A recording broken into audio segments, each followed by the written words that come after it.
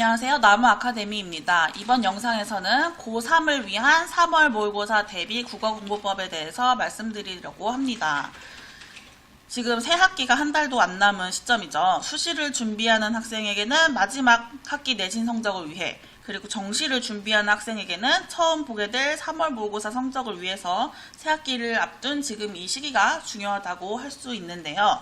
지금까지 놀면서 쉬엄쉬엄 공부했어도 괜찮습니다. 이제부터라도 공부하면 됩니다. 이번 주에 수능 특강도 출고되었으니 이번 주부터라도 마음을 다잡고 공부하시면 돼요. 우선 3월 모의고사는 시기상 첫 모의고사이므로 심적인 부담감이 있을 수밖에 없습니다. 하지만 3월 모의고사는 6월, 9월 모의고사에 비해서 중요도가 낮은 편이죠. 6월, 9월 모의고사는 수능 출제 기관인 평가원에서 출제하는 모의평가고 3월은 서울시 교육청에서 출제하는 학력평가이기 때문이에요. 따라서 3월 모의고사만을 대비한다는 목적을 가지시면 안 되고 3월 모의고사 대비는 6월, 9월 모의고사, 더 나아가 궁극적으로 수능을 대비하기 위해 거쳐야 하는 하나의 과정이라고 생각해 주셔야 합니다. 우리의 최종적인 목적은 수능 대비라는 것을 잊지 마셔야 합니다. 따라서 설명드릴 공부법은 3월 모의고사 대비 공부법에 한정되는 것이 아니라 수능 대비 공부법과 일맥상통하다는 것을 기억하시고 들어주시길 바라겠습니다. 첫 번째는 취약점을 찾고 보완하는 거예요. 문제풀이가 중요한 것은 맞지만 취약점을 모른 채 마냥 문제만 푼다고 성적이 향상되지는 않죠. 따라서 본인이 취약한 부분, 예를 들어서 독서에서는 주제통합 지문에 취약하다든지 보기가 주어진 문제에 취약하다든지 아니면 문학에서는 고전소설에서 인물 간의 갈등을 파악하는 거라든지 현대시에서는 시어의 상징적 의미를 찾는 거라든지 이런 식으로 자신이 어느 부분에 취약한지를 확인해야 합니다. 잘 모르겠다면 작년 모의고사 시험지를 꺼내서 본인이 틀린 문제의 유형들을 확인을 해보세요.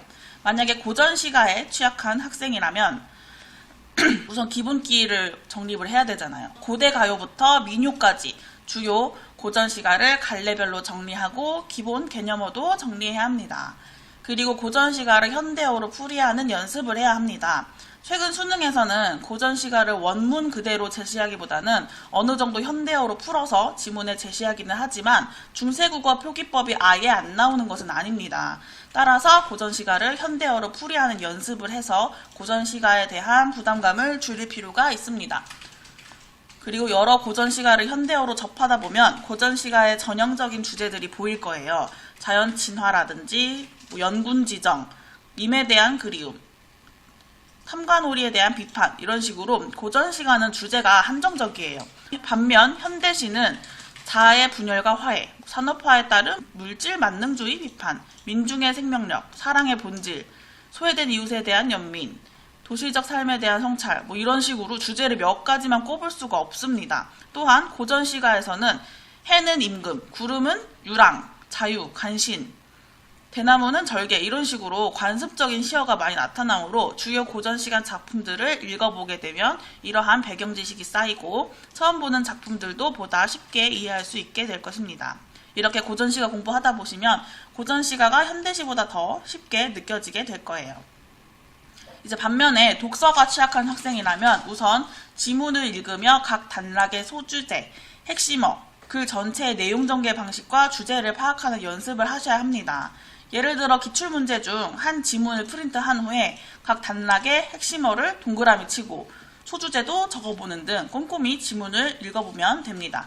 독서 역시 여러 지문을 읽는 연습을 하다 보면 내용 전개 방식이 한눈에 들어오게 될 거예요. 딱 첫 문단만 읽어도 이 지문은 대상을 분류하는 지문이네. 구체적인 예를 통해 이론을 제시하고 있네. 이론에 대한 상반된 관점을 설명하고 있네. 이런 식으로 바로바로 내용 전개 방식을 파악하실 수 있게 될 것입니다. 이렇게 지문 읽는 연습을 했다면 문제 푸는 연습을 해야겠죠. 근데 이때 중요한 것은 무작정 시간을 재며 풀지는 마세요. 우선 시간 제한 없이 선지의 근거 문장을 찾는 연습을 해야 합니다. 1번이 왜 정답인지 2번이 왜 오답인지 그 근거를 지문에서 찾아내는 것입니다. 이렇게 선지를 하나하나씩 뜯어보고 근거 문장을 찾고 문제 해설도 꼼꼼히 읽어봐야 합니다. 이러한 훈련을 통해 지문을 읽는 기술, 문제를 푸는 기술을 체득하였다면 이제 시간을 재고 문제를 풀어보면 돼요. 이런 훈련 없이 그냥 스톱워치를 켜놓고 무조건 많은 독서 지문을 푸는 것은 무의미합니다. 문제를 푸는 것은 단순히 많은 문제를 풀기 위한 것이 아니라 문제를 풀기 위한 스킬을 습득하기 위한 거예요. 문제 중에서도 우리 기출문제가 제일 중요하죠. 기출문제 애내독은 정시를 준비하는 학생에게 가장 중요한 학습법입니다. 자신의 취약점을 보완했다면 문제풀이를 통해 자신의 개념을 적용해보는 연습을 해야 합니다. 수능 대비를 위해서는 평가원이 출제한 6월, 9월 모의고사와 수능 기출문제만 애내독해도 충분하지만 우리는 3월 모의고사도 대비할 거니까 3월 모의고사도 풀어보면 좋겠죠. 여기서 잠깐 작년 3월 모의고사 오답률 1위에 해당했던 19번 문제와 지문을 살펴볼게요.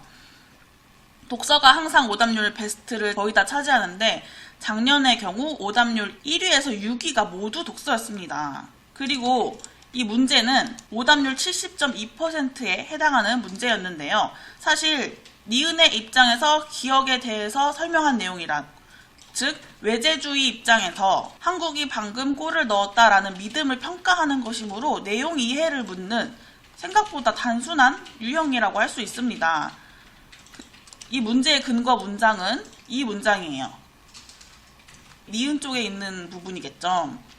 사실 외제주의 입장에서 이 기억은 명백히 지식이 아니기 때문에 이 선지에서 3번, 4번, 5번은 제외시키고 1, 2만 보면 되는 문제였어요. 3점짜리 치고는 다른 보기가 달린 문제보다는 그렇게 고난도 문제는 아니었습니다. 이렇게 기출문제를 풀면서 내가 맞힌 문제라고 해도 모든 선지의 근거 문장을 파악해 보셔야 합니다. 기출문제는 반드시 모든 문항의 해설을 확인해야 돼요. 해설은 답이 도출되는 원리, 출제위원의 사고방식의 진행 과정을 보여주기 때문에 해설을 꼼꼼히 많이 읽다 보면 답이 도출되는 원리를 체득하게 되어 문제를 보다 쉽게 빨리 풀 수 있습니다. 그리고 기출문제를 얼마나 많이 푸느냐가 중요한 것은 아니에요. 최근 2년간의 기출문제만 풀었어도 그 2년간의 기출문제를 꼼꼼히 여러 번 푸는 것이 더 중요합니다. 그 다음으로는 수능특강 문학을 공부하는 것입니다. 수능특강은 3월 모의고사에서 연계되지 않더라도 수지를 쓰든 정시를 쓰든 어차피 반드시 공부해야 하는 교재입니다. 수능특강 개념학습부터 실전학습까지 전부 작품을 정리해야 합니다. 수특은 문제를 풀기 위한 실전 감각을 익히기 위한 교재라기보다 작품을 정리하기 위한 교재로 생각해 주시면 돼요. 따라서 문제풀이에 급급해하지는 말고 일단 작품을 정리해야 해요. 우선 전체 수록 작품의 줄거리, 주제, 특징 이런 것들을 정리해야겠죠. 이때 중요한 것은 이렇게 먼저 정리된 분석 파일을 보지 마시고 아무것도 필기되지 않은 시 본문을 보고 스스로 해석을 해보는 연습을 하는 것입니다. 예를 들어서 이 부분에는 직유법이 사용되었네. 이 부분은 촉각적 심상이 나타나네. 이런 식으로 스스로 시를 읽어보면서 특징을 찾아내는 능력, 즉 낯선 작품을 해석하는 능력을 길러야 합니다. 그래야지 수능에서 비연계 작품이 나왔을 때도 스스로 해석할 수 있겠죠. 그 다음에 작품 분석, 해설을 보고 자신의 해석이 맞았는지 확인하시면서 이 작품을 공부하시면 됩니다. 그리고 산문이나 고전시가 중에서도 가사, 연시조 같은 이런 작품들은 교재에 수록되지 않은 다른 부분도 찾아서 작품 일부가 아닌 작품 전체를 공부하면 좋습니다. 지금까지 고3을 위한 산모 대비 국어 공부법을 말씀드렸습니다. 앞서 말씀드렸듯이 산모 대비이면서 6모, 9모 결국엔 수능 대비 공부법에도 해당하므로 3월 모의고사를 굳이 왜 대비해? 라는 마인드로 그냥 넘어가지 마시고 꼭 공부법을 적용해 보시길 바랍니다.